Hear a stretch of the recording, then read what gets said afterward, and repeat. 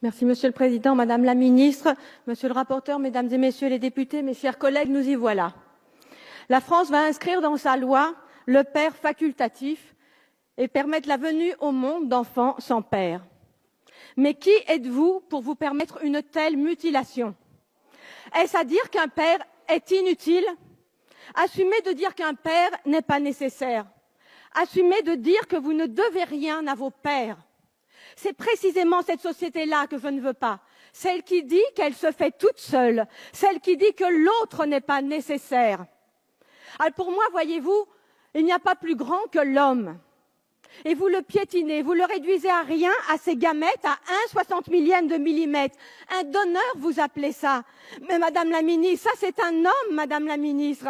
C'est pas un donneur, c'est celui qui porte et qui élève et qui soulève des montagnes pour son petit. Celui qui l'élève jusqu'à lui, celui qui le soigne et l'encourage.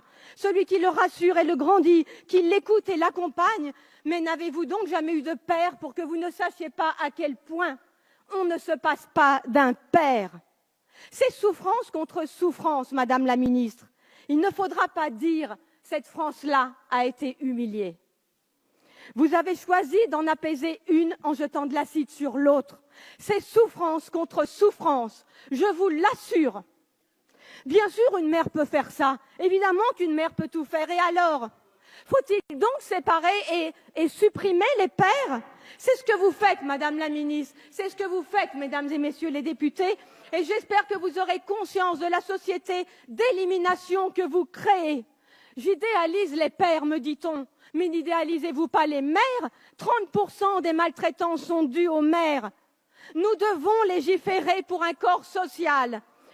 À force de Nous devons légiférer pour un corps social et à force de légiférer pour des catégories, des groupes et des sous-groupes, chacun tire de son côté, c'est la loi du plus fort. Vous créez les communautarismes contre lesquels vous prétendez lutter.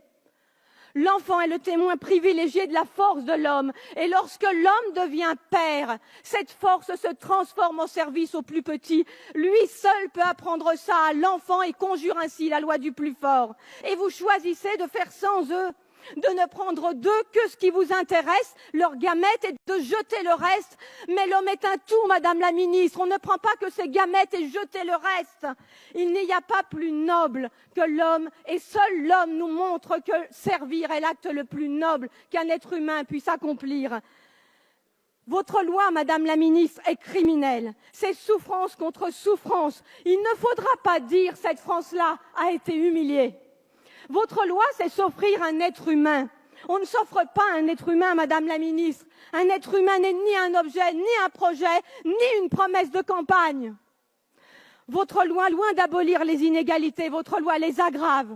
Votre loi soulève des questions de marchandisation du vivant, d'eugénisme, de sélection, le dévoiement du sens de la médecine et la voie du design de l'enfant parfait comme nous le voulons que vous déverrouilliez. Au-delà des bornes, il n'y a plus de bornes.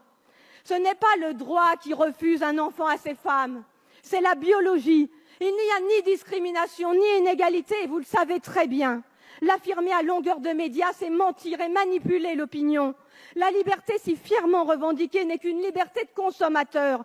Des Français accèdent au hard discount reproductif qu'il faudra reconnaître en France. Si la PMA, la congélation ovocitaire, le DPI, la recherche sur embryons, si tout cela existe, c'est aussi parce qu'elle enrichit médecins, généticiens, biologistes, patrons de start-up, juristes, avocats, banquiers en sperme et en ovules. Et vous faites semblant de ne pas le voir. Aider l'autre, voyez-vous, et vous le savez, c'est l'aider à accompagner ses limites. C'est l'aider à accepter ses limites et vivre avec. Ce n'est pas dépasser le possible humain.